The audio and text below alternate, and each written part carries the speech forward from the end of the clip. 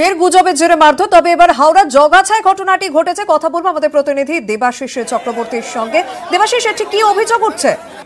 একেবারে দেখো, বালি টিকিয়া পড়ার পর এবারে সাতরাগাছি বা জগাছায় ঘর পায়। সেখানে গতকাল রাতে এক যুবক নাকি গুজব ওঠে, এক যুবক কারোর বাড়িতে ঢুকে যায়, তাকে খুন করার চেষ্টা করে এবং সেই যুবককে মারধর করা হয় এবং সেই যুবক পালিয়ে গিয়ে আশ্রয় নেয় এক আবাসনে, একটি আবাসন। সেখান থেকে তাকে উদ্ধার করে তাকে মারধর করা হয় এবং তারপর তাকে পুলিশের হাতে দেওয়া হয়েছিল। তবে পুলিশের কাছে তার বিরুদ্ধে কোনো রকম অভিযোগ দায়ের না করায় পুলিশ কিন্তু তাকে ছেড়ে দেয়। এরপরেই মূলত এলাকায় উত্তেজনা ছড়ায়।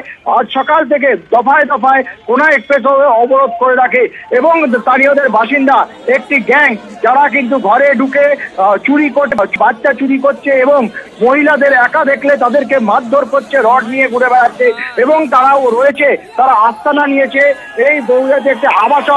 এই আবাসনের ভিতরে তারা লুকিয়ে রয়েছে। ফলে এই স্থানীয় বাসিন্দাদের দাবি, তারা প্রত্যেকে আবাসনে ঢুকে তারা খোঁজ খবর করবে এবং যদি কাউকে খুঁজে পায় তাকে বার করবে। এই নিয়েই মূলত গন্ডগোল। ঘটনাস্থলে বিশাল পুলিশ বাহিনী এবং ইতিমধ্যে রাজ্যের দুই মন্ত্রী অর্থাৎ রাজীব বন্দ্যোপাধ্যায় এবং অরূপ রায় তারাও ঘটনাস্থলে গেছে। তারাও তাদের কাছে স্থানীয়দের বুঝিয়ে বিষয়টি গুজবে কান না দেওয়ার কথা বারবার করে বলছে এবং তাদের যে দাবি আবাসনে ঢুকে চোর খুঁজতে হবে বা কিডনি পাচারকারীদের খুঁজতে হবে, সেই কাজটাও কিন্তু তারা করছে। তারা নিজেরা দায়িত্ব নিয়ে আবাসনে ঢুকে কথা বলছে নিরাপত্তা রক্ষীদের সঙ্গে। তবে এই ঘটনায় ব্যাপক উত্তেজনা। ঘটনাস্থলে নামানো হয়েছে বিশাল পুলিশ বাহিনী ও র্যাব। ধন্যবাদ। চুরির অভিযোগে যুবককে বেঁধে মার শান্তিপুরের শ্যামবাজারের ঘটনা। রাস্তার পাশের দোকানে চুরির অভিযোগ রয়েছে ওই যুবকের বিরুদ্ধে, আর তখনই যুবককে ধরে ফেলা হয়। কথা বলবো প্রতিনিধি রঞ্জিত সরকারের সঙ্গে। রঞ্জিত, কি অভিযোগ রয়েছে এই যুবকের বিরুদ্ধে?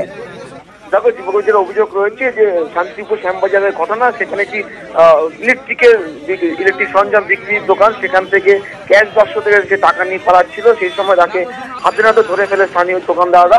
ধরে তাকে এরপরে কিন্তু তাকে মারধর করা হয়, তাকে ইলেকট্রিক পুলিশের সাথে বেঁধে মারধর করা হয়। পরে শান্তিপুর থানার পুলিশ গিয়ে তাকে ওইখান থেকে উদ্ধার করে নিয়ে যায়।